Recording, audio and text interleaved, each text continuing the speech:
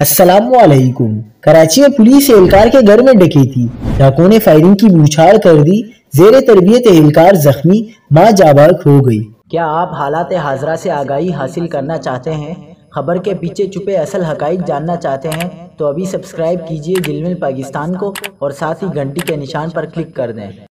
آپ کو بتاتے چلیں کہ اورنگی ٹاؤن گلشن بہار میں واقع گھر میں ڈاکوؤں کی فائرنگ سے ماں جاباک جبکہ زیر تربیت پولیس اہلکار بیٹا زخمی ہو گیا۔ نجی ٹی وی کے مطابق پولیس نے بتایا کہ اورنگی ٹاؤن گلشن بہار میں ڈاکوؤں نے گھر میں گھس کر لوٹ مار کے دوران فائرنگ کر کے ماں کو قتل کر دیا جبکہ بیٹا زخمی ہو گیا۔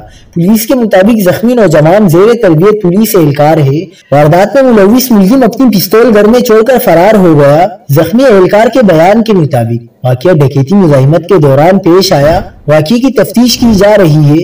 اورنگی میں پولیس اہلکار کے گھر میں ڈکیتی کی واردات پر علاقے میں خوف و ہراس پھیل گیا اور علاقے کی فضا سوگوار ہو گئی۔